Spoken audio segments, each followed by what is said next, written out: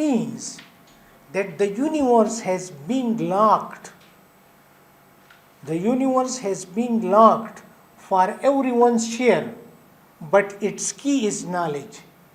The more you learn it, the more you get from it. If you can climb up to here, your world is only here, but if you can cross it, then your world is bigger, and if you can go a bit higher, your world is more bigger. So the universe is yours.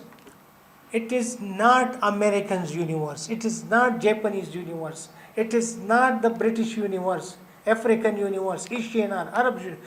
This is yours of all humanity. And the key to get it is knowledge and skill. If you have more skill, you will get more from it. And if you have no skill, then you will live like a parasite in this society. Other will take from this universe and you will be begging from them. So knowledge is the key, and that is your sacred share. Universe is not somebody else, it is yours, but you need knowledge. And when you get that, you have the keys. So it is, yes please, up to your knowledge. I am giving you glimpses of science. 2400 years ago, people knew about these 9 elements. The mankind didn't know about the remaining all elements. Yes, next. Then I skipped many slides in between and we reached up to 119. And remember, I told you that the universe is enormous. If people say that that country is taking my resources and this country is taking resources, the universe is so enormous that none can finish it. But you need the skill and knowledge. So I showed you that the old man knew about 9 elements 2400 years ago, and the modern man has 118. Yes, next. 2 major revolutions in the mankind history. The first revolution was this. He was able to make a pot from clay. And do you know what this clay pot did? We used to be drinking water like animals in the canals and in the ponds. And that part made us human, that we picked up water and drank like that. So big revolution. The Americans tried for 1000 years, but they couldn't turn this clay into this transparent product. And the Chinese had done it. That is why people call it China, fine China. And even the very true English product is bone China. But they are also calling it bone China, not bone English, because it was the discovery of the Chinese. Right? This was the first human revolution. And it used to be called the white gold in those days. And Europeans, the Majolica products of Belgium and some from Italy, they made it about 1000 years after the Chinese, and then that technology transferred to England, and in England they have now this very excellent industry. Go to this Karkhano market and ask for the Royal Dalton dinnerware. When its price is, you ask the price, it will be 50,000, and ask the same dinnerware from your Pakistani, it will be. So much differences. So you enhance the value of your natural resources through your engineering skills and your knowledge of physics, chemistry and biology. And we together have this duty to tell the people that we can do it, but we need a rope and what you call spade, and we can do it. But we are missing that rope and spade, and that is why we are suffering.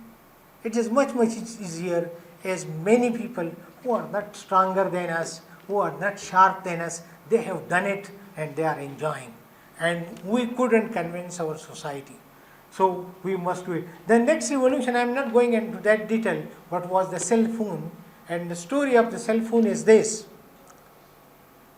that in 1939 Richmond was, and he just published a paper, and in that paper he speculated that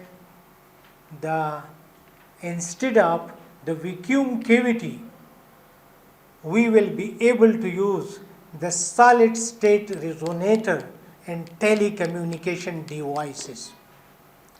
That solid state resonator reduced the size of the telecommunication device from lorry size to your cell phone size. And this is the fastest spread technology in human history. So these are the two biggest revolutions in the mankind world. People always talk about different revolutions. So here, agriculture economy, about 5,000, 10,000 years ago, the first agriculture revolution came, and agriculture economy was based on land, labor and natural resources, nothing else. Labor, land and natural resources. Then industrial economy, capital, labor and management. And then knowledge based economy, science and technology, innovation and entrepreneurship. So we are moving with this speed, yeah? Now we included these two factors, social and environmental, should not be compromised for economics. Because you need economy, you need money for your happy life. But if you are socially impaired and you are environmentally poor, you can't live in your society, then go to hell with the economy. Why do you need economy? You need for a better life. If your life is suffering because of social imbalances and discriminations, and environmentally the environment is not breathable, then why do we need it? This is the modern world. Yes, move forward. Yeah, the post-industrial and industrial. And the next, please. Yeah, here.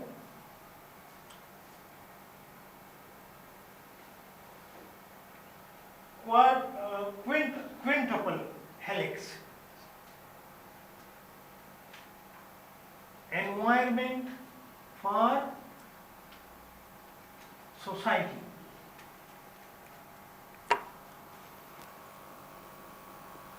Then here you have quadruple helix, context of society for triple helix. And when you come down, knowledge economy is the first, knowledge society, knowledge democracy is the next one stage, and the socio-ecological transition is the next step. Yes, move forward. I'll explain it a bit later. So these are different. Yes, next. Yeah. Lean the page, ane. Sushe varto अंग्रेज आएगी. Catapult varto ये sorto है. غوليل ورته پوردو کې وای پښتو کې ورته لیندو وای. I am telling you how to simplify things for the common man. When atom is at the ground state, it is spherically symmetrical. When it is spherically symmetrical, the positive charge is in the center of the atom, and the negative cloud of electrons are orbiting around the atom. So if they are uniformly distributed and they are of spherical nature, there is no polarity. When polarity is not there, then it is the loose catapult, right? The loose volale, the cystalindo, it can't do work. But when it is pulled, it can do work. This means when you can polarize an atom, then it does work. And your whole dielectric, telecommunication, and all these industries are based on this theory, on this philosophy. that you induce polarization into the material and that takes you forward. Yes, please. It's technical. Whose brainchild this world is? Whose brainchild this world is? Is it my brainchild or our elders' brainchild? Because you, the scientists,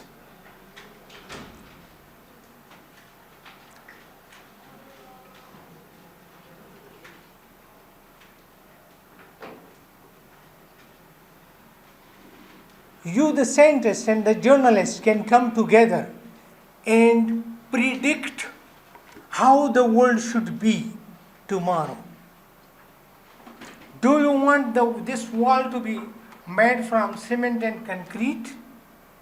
Or you want it to be a piezoelectric or pyroelectric material? Or an electrocaloric material? When the sun falls upon it and it gives you heat or coldness. It does refrigeration. It is you who predict the tomorrow's world, and then the scientists and engineers sit together. So the science fiction comes from journalism. The journalist stands in the shoes of everyone. He stands in the shoes of a scientist and write fiction and spread it around the world. He stands in the shoes of